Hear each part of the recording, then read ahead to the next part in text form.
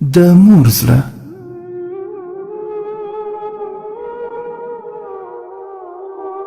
د سرو زرو یو تاجر کیسه کوي چې یو ورځ زما دکان ته یو سړی او ښځه راغلل چې بوډۍ مور یې وروسته ورپسې روانه وه او خپل مسی یې په غېږ کې نیولی و.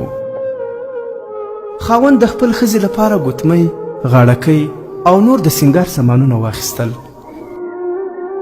بیا یې خاوند راته وویل 100 روپۍ دې کېږي. ما ورته وویل 20,000 او 100 دیناره. خاوند یې راته وویل دا 100 دیناره د څه شي شول؟ موږ خو یوازې د 20,000 سودا اخیستې ده. ما ورته وویل مور دې یوه ګوتمه د ځان لپاره واخیسته چې 100 دیناره قیمت لري. بیا یې راته وویل کومه ګوتمه ده؟ کله چې مې ګوتمه ورکړه نو لرې یې ګزاره کړه او ویې ویل بوډۍ ښځه په سرو او سپینو باندې څه کوي؟ او خپلې مور ته په غوسه شو.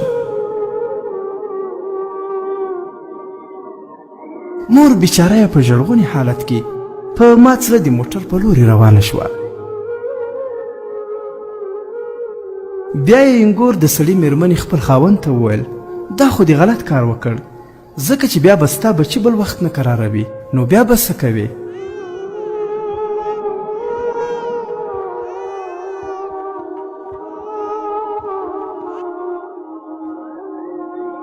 له دې خبرو وروسته ما هم په تنده لهجه ورته وویل چې دومره ظلم څوک نه کوي. د میرمن لپاره دې د 20,000 دیناره سودا واخیسته او بیچاره مورکۍ دی چې ستا سره یې ډېر تکلیفونه ګاللي دي، یوازې د 100 دینارو ګوتمه دې هم ورباندې پیرزو نه شوه. سړی ډېر خجالت شو او بیا خپلې مور ته ورغلی چې ګوتمه واخله او زما بچي به قراروې. مور یې په ژړغوني آواز ورته وویل چې ما باندې خپل مسی ګران دی، زه یې د ګوتمۍ لپاره نه قراروم. ما هم غوښتل چې د نورو خلکو په څیر د اختر خوشحالي ولمانځم، نو ځکه مې دا ګوتمه د ځان لپاره خوښه کړه. اوس چې ستا خوښه نه ده چې زه یوه عادي ګوتمه واخلم، نو پر ما باندې دې د اختر خوشحالي ګټه وډه کړه. نو زما زړه مات شو. الله دې تا ته بښنه وکړي. زه به په ټول ژوند کې بیا د ګوتمۍ نوم په خوله وانخلم. زما نه سره پکار دی او نه سپین، ځکه چې ستا خوښه نه ده.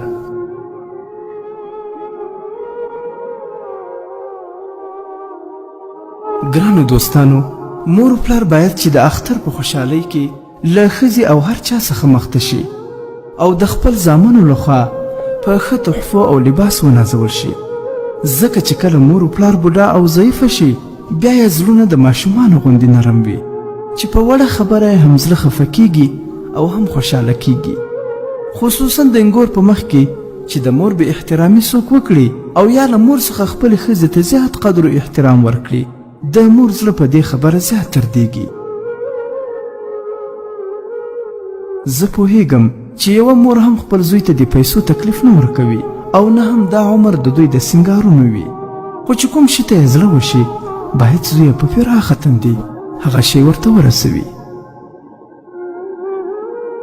ځکه نه بیا دا وخت راځي او نه هم دا مور و پلار بیا پیدا کیږي.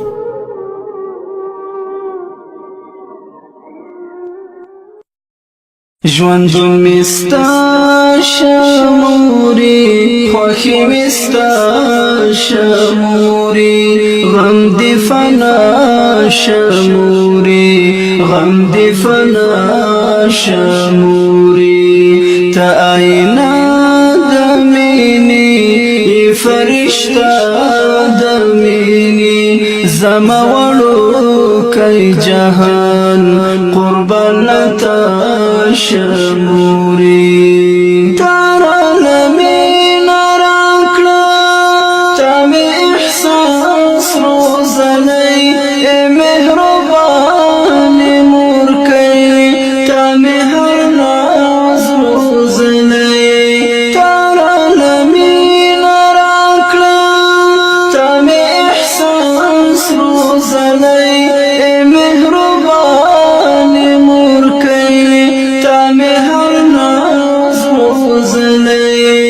دستا رضا غواړمه ته دې رضا موري، رب دې تا ښه لري مل الله شموري ژوندون می ستا شموري خوښي می ستا شموري غم دی فنا شموري غم دی فنا شموري تا آئینه د مینې فرشتہ د مینې زما وړوکی جهان قربان تا شموري تخلیق پتا ښکلی دی ته یې ښکلا د جهان د عزت ملکې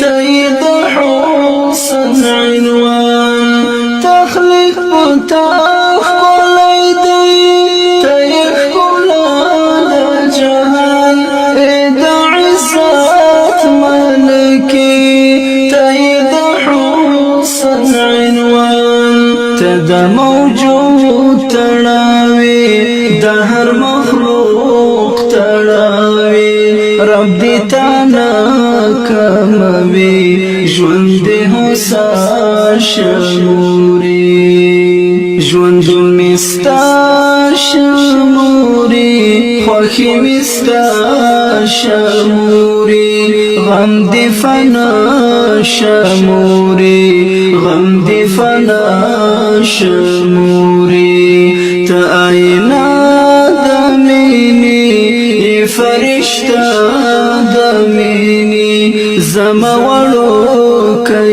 جهان قربان تا شموري ستا سپېڅلی قدم لاندې جنت عالیشان دې نعمتونه پکې هم د رضا د سبحان ستا وعظمت سلام مقام اوچت سلام ستا نرم د کوسترګو لوګي دنیا شموري ژوندون می ستا شموري خوښي می ستا شموري غم دې فنا ګرانو دوستانو د اسلامي او تاریخي او د عبرت او د پند قصو او معلوماتو لپاره زموږ د فیسبوک پاڼه حکایات مصنوي شریف